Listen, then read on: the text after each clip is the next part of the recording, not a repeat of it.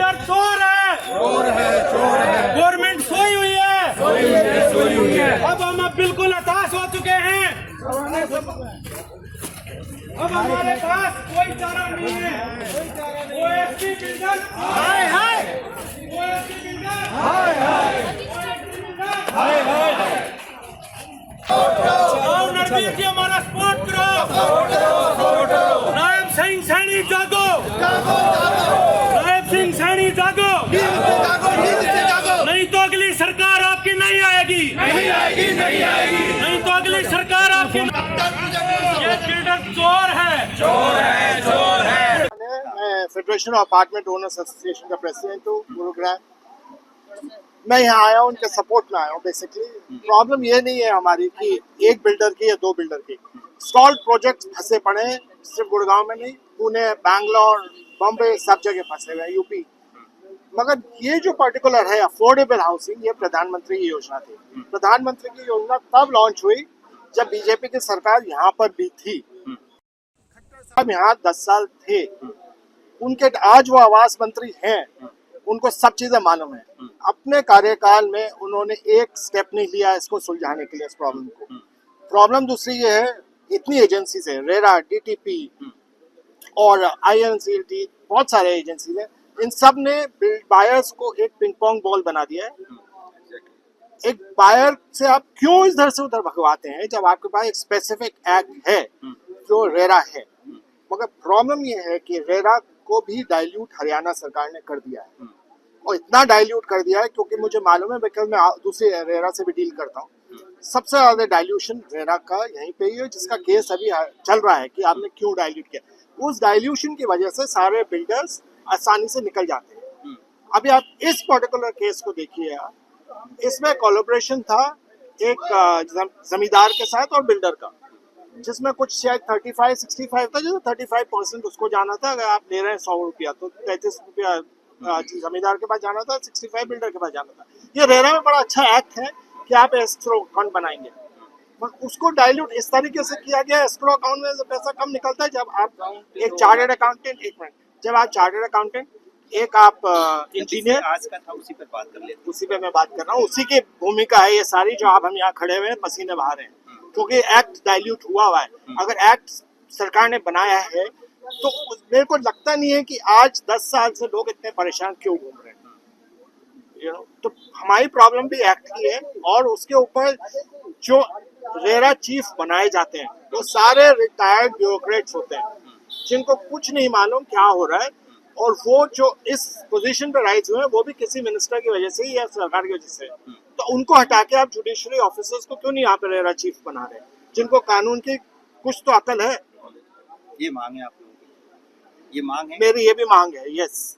दूसरा, ये जब एस्क्रो अकाउंट बना था, इस बिल्डर का भी एस्क्रो बना, तो वो पैसे कहाँ चले गए? पैसे होने चाहिए थे। अभी आप दर दर भटक रहे हैं, कौन बनाएगा? आपका लाइसेंस बंद हो गया, खत्म हो गया, बिल्डर भाग गया है, बायर्स ने 100% पैसा दे दिए, कौन बनाएगा? अब आप स्वामी उसमें जाइए, स्कीम में, किसी और स्कीम में जाइए। मगर सरकार को फैसला करना पड़ेगा। जब यहाँ पे बीजेपी की भी सरकार है, और बीजेपी ने ही ये आवास योजना शुरू करी थी, आप भाग नहीं सकते अपनी जिम्मेदारियों से।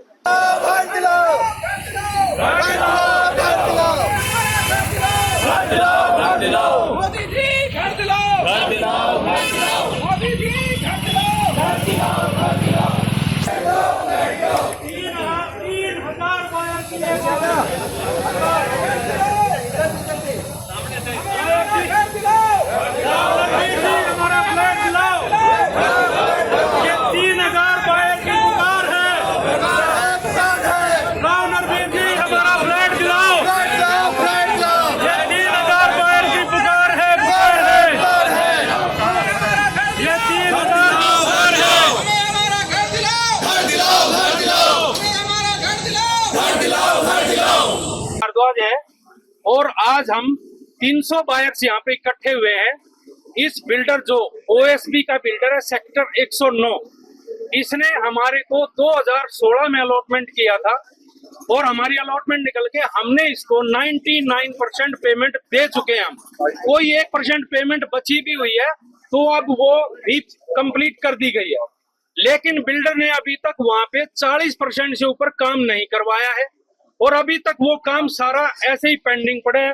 9 साल से बिल्डर हमारे को बेवकूफ बना रहा है। 9 साल से हमारे को गवर्नमेंट रेरा बेवकूफ बना रही है। ना हमारी रेरा सुन रही है, ना डीटीसीपी सुन रही है। इसके लाइसेंस रद्द हो चुके हैं। इसने 69 में भी एक प्रोजेक्ट शुरू करके ऐसे ही छोड़ दिया है, उसकी भी पेमेंट खा गया है। एक 70 में प्रोजेक्ट था, उसको भी ऐसे ही ब्लंडर वो होके खा गया है। इसके वारंट जारी हो चुके हैं, इसको पुलिस कभी भी पकड़ सकती है। ये इतना बिल्डर चोर होने के बावजूद भी रेरा डीटीसीपी इस पे कोई कार्रवाई नहीं कर रही है।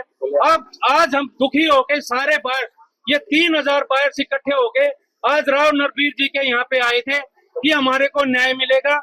हमारा भाग्य है कि वो आज है नहीं यहाँ पे, लेकिन इनके जो ब्रह्मदत्त जी हैं उन्होंने आश्वासन दिया है कि बिल्डर को हम पकड़वाएंगे, जो पुलिस प्रशासन से होगा वो भी कार्रवाई करवाएंगे और जो दूसरा उसको डीटीसीपी से और रेरा से भी हम बुला के उनको बुलवाएंगे और इस पे सख्त से सख्त कार्रवाई का इन्होंने आश्वासन दिया है। आज सभी बायर्स आज इकट्ठे हुए हैं, मीडिया भी इसकी गवाह है। तो कल के लिए या परसों के लिए नरबीर जी ने फिर से दोबारा बुलाया हमें, हम दोबारा फिर इकट्ठे होंगे और इस बिल्डर चोर को सजा दिलवाएंगे। पीएम मोदी जी ने लोगों का भला करने के लिए ये स्कीम चलाई थी, लेकिन बिल्डर चोरों ने इसको ऐसा बना दिया कि सारे बायर दुखी परेशान होकर यहाँ पे इकट्ठे हुए हैं। अब मैं सभी पीएम मोदी जी से, नायब सिंह सैनी से और नरबीर जी से गुहार लगा रहा हूँ, डेवलपमेंट मंत्री होते हुए गुड़गांव के ही यहीं पे जब हाल ऐसा हो रहा है तो अदर्स का क्या होगा। सभी सोसाइटीज पे शिकंजा कसा जाए और जो जो परेशान है उन सभी का भला किया जाए, तभी ये सरकार दोबारा आ सकती है। अदरवाइज इसका कारण अगर ये सरकार अगली बार नहीं आई तो यही होगा, हम भी यही हैं और आप भी यही हो, ये सरकार गिरा देंगे अगर ऐसा नहीं हुआ। ठीक बिल्डर चोर है, गवर्नमेंट सोई हुई है, गवर्नमेंट का हमारी तरफ कोई ध्यान नहीं है। बिल्डर शिवराज सिंह चोर है, हमारा ओएसपी फ्लैट दिलवाया जाए, बिल्डर से ये हमारे को दिलवाया जाए। बिल्डर राव नरबीर सिंह जी से हमारी रिक्वेस्ट है, फ्लैट दिलवाया जाए। होपफुली क्योंकि प्राइम मिनिस्टर आवास योजना में है, इसके ही भरोसे पे हमने अपने सारी जमा पूंजी लगाई। मैं तो रिटायर्ड हूँ, तो मैंने अपनी जितना भी सेविंग्स थी मैंने इसमें इन्वेस्ट करी, यही सोच के कि रहने को जगह मिलेगी या रेंटल इनकम मिलेगा, और कुछ होता दिख नहीं रहा। तो मुझे तो यही लगता है it's high time now, 9 years is no short time period, तो अब तो कुछ होना चाहिए और कुछ नहीं। तो it's a direct appeal to prime minister Modi to intervene in this, because ये scheme prime minister Awas Yojana के अंडर है, so he should directly intervene and see that this project comes through. ये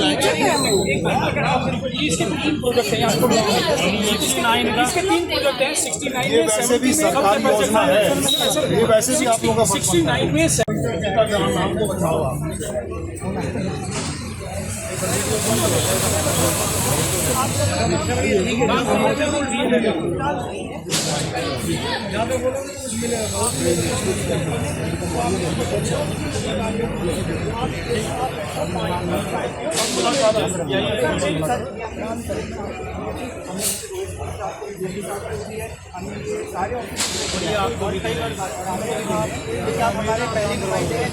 रेरा के पास पहले भी धरना दे चुके हैं, सब कुछ हो चुका है, 9 साल से सारा कुछ हो रहा है, पीएमओ को सब कुछ लेटर गया हुआ है, बट इधर कोई अभी तक हम लोगों के लिए कोई एफर्ट नहीं हुआ है, कोई कुछ काम करता हुआ नहीं दिख रहा, चाहे वो गवर्नमेंट हो चाहे वो किसी लेवल का लोग। ईएमआई जा चुका है, 100% पेमेंट कर दिया है, रेंट में रहना पड़ रहा है, तो हम दोनों तरफ से हम लोगों का ही जा रहा है। और इसका कंस्ट्रक्शन आश्वासन क्या मिल रही है राव नरबीर के पीए के जो उन्होंने दिया है? आश्वासन लेके हम क्या करेंगे? आश्वासन से तो 9 साल से दे ही रहे हैं, ये आश्वासन हर कोई दे रहा है, दिया तो कुछ है नहीं। अगली कार्रवाई क्या रहेगी आप लोगों की? अगर अगली कार्रवाई जो है वो हम बाद में देखेंगे, पहले हमें इनसे मिलना है और इनको हमको देना होगा, इनको बात करनी होगी, इनको डीटीपीसी और किसी से भी इनको लीगली हैंडल करना होगा इसको। आप प्लीज बताओ भाई। ओएसबी का 9 साल हो गए सर है, हमें 2022 में जून तक हमें कंप्लीट करना था। आज 2022 के 25 के हम जुलाई में खड़े हैं, अभी तक हमारा काम जो है 50% काम नहीं है। ओएसबी बिल्डर ने काम नहीं किया है और बिल्डर की नेक नीति काम करने की नहीं है। और बिल्डर ने कोई अभी तक एनओसी नहीं जमा की है। 21 करोड़ रुपए रेरा को देने वो नहीं दिए। डीटीसीपी को रेरा में जाते हैं तो कहते हैं वहाँ जाओ, वो कहते हैं वहाँ जाओ। हम नायब सिंह सैनी से भी मिले थे। देखिए ओएसडी साहब, इसमें नाम खराब किया है सरकार। प्रधानमंत्री मोदी जी कहने के लिए मोदी जी की है ये प्रोजेक्ट को उनकी योजना है जैसी आप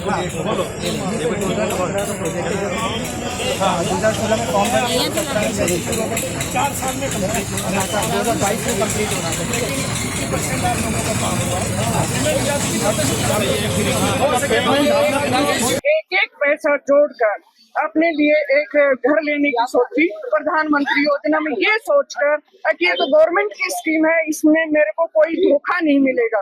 पर इसमें तो मेरे को इतना धोखा मिल गया कि आज मैं अपने घर के लिए दर दर भटक रही हूँ। कभी कहीं जा रही हूँ, कभी रेरा में जा रही हूँ, कभी कहीं डीटीसीपी में जा रही हूँ, कभी कहीं जा रही हूँ, लेकिन आज तक कोई काम नहीं आया। आज मैं यहाँ पर आई हूँ तो मैं सोच रही हूँ शायद मुझे यहाँ से कुछ आश्वासन मिले और हमें अपना घर मिल सके, क्योंकि मैंने 100% पेमेंट भी कर चुकी हूँ। आज मेरे पास रहने के लिए घर नहीं है।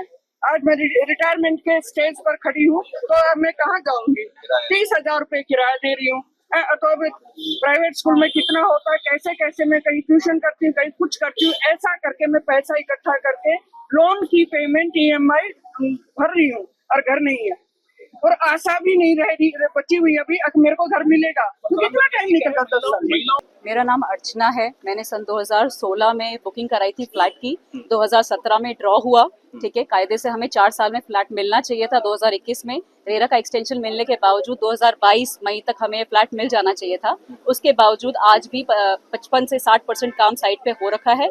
काम बहुत ही स्नेल पेस, बहुत ही धीमी रफ्तार से चल रहा है। सिर्फ 10-15 लेबर, 11 टावर हैं, 1100 फ्लैट्स हैं, उसके लिए 10-15 लेबर दिखावटी तौर पे लगाई गई हैं। किसी भी तरीके से हमें नहीं लगता ये प्रोजेक्ट कंप्लीट होने वाला है। हमें लग रहा है सिर्फ टाइम बाय किया जा रहा है।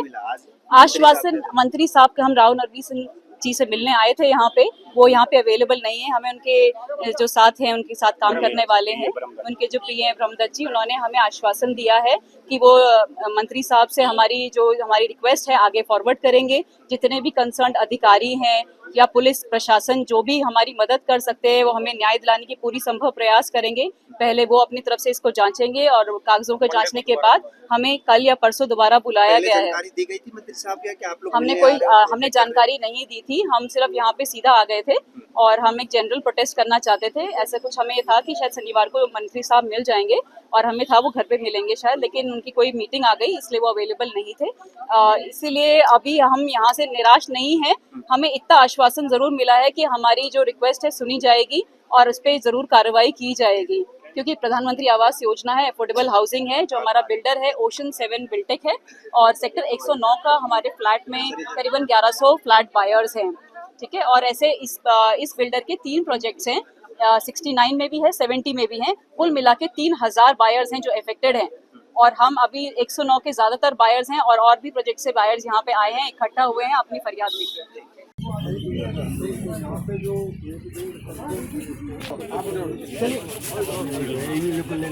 सीधा करो, मेरे साथ बोलना। गवर्नमेंट सोई हुई है, बिल्डर चोर है। गवर्नमेंट सोई हुई है, बिल्डर चोर है। गवर्नमेंट कुछ नहीं कर रही। राव नरवीर जी मंत्री हैं, यहाँ के डेवलपमेंट मंत्री हैं, लेकिन ये प्रोजेक्ट के लिए छोटे छोटे बच्चे आए हुए हैं, लेकिन हमारे को ये फ्लैट मिल नहीं रहा पिछले 9 साल से और हम दर की ठोकरें खा रहे हैं। प्रधानमंत्री अपना आवास योजना बोल के सब लोगों को गुमराह किया, सबने पैसा इकट्ठा करके उसमें अपनी जमा पूंजी सारी लगा दी और फिर भी हमारे को फ्लैट, हमारा घर नहीं मिल पाया। इसलिए सेम है गवर्नमेंट को, ये गवर्नमेंट सोई हुई है और बिल्डर चोर है। ऐसे ऐसे माफिया एक राह चलते पॉकेट मार को तो पुलिस लेके चली जाती है, लेकिन उस चोर का क्या जिसको पुलिस लेके ही नहीं जाती। पुलिस वालों को पुलिस वाले बिके हुए हैं।